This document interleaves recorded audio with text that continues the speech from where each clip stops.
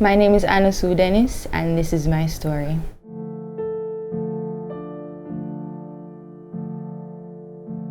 While being back at school for my second semester, I wasn't feeling well and I couldn't understand what was happening to me. So I decided to do counseling. When I started to do counseling, I found out that I had depression, severe anxiety, and to make matters worse, I was also suicidal. And I can recall days when I would wake up in the mornings and I just wasn't feeling well. I didn't feel like to go to my classes, didn't feel like doing any work because literally it seemed as if my body was fighting against me. There were times when my body felt so numb. I just literally felt as if I was a dead person walking around, and nobody really seemed to notice what was happening in my life, what I was going through. Everybody just basically seemed to be going about their business, and I was suffering each and every day.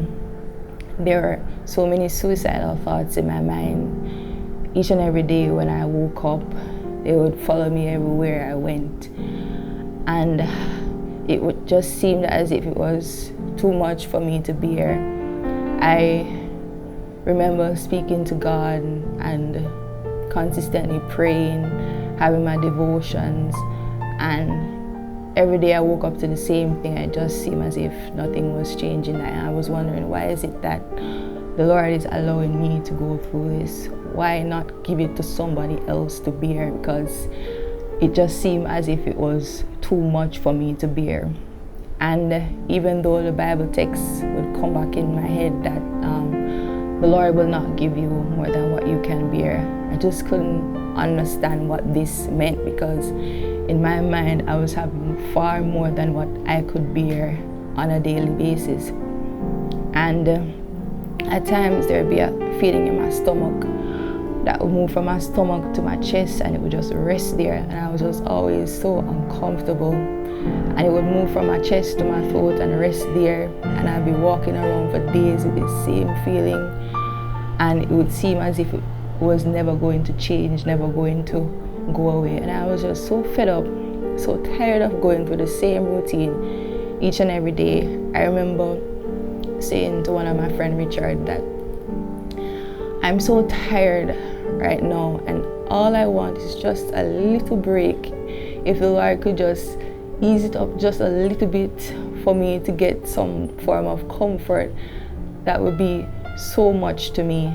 And I was saying to him, I'm just tired and I just want a break, but if I give up, if I commit suicide, then I'm going to die and I'm going to go to hell. And if I give up right now, all that my parents have worked hard for me to be here, all the hard work that I've put in to be here, all the money that they've spent on my education is going to go all down the drain. And I didn't feel like I wanted to give up, but I wanted a break. I remember as well going to the upper room experience, and the suicidal thoughts were just hitting me at that point. And I stepped outside because I wasn't feeling very much like myself.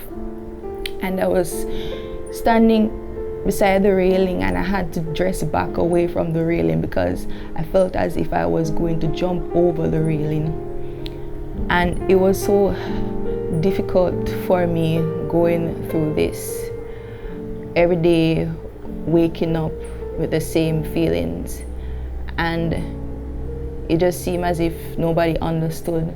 It didn't seem to me that it was important to pour out my heart or what I was going through to anyone, because I knew deep down that nobody could take away the pain, nobody could make it okay but God. Thanks be to God, He was there through it all. And one of the things that helped the most at the end was that when I changed my diet 2 to 3 days afterwards, I started to feel a whole lot better when I cut off the meat and the a lot of sugary foods that I consume, and when I changed to a vegetarian diet, all the depression, the anxiety, the suicidal thoughts were all gone. And I can say thanks be to God that He kept me alive to live to see another year, and it feels so good just to be alive when I know that I could have died.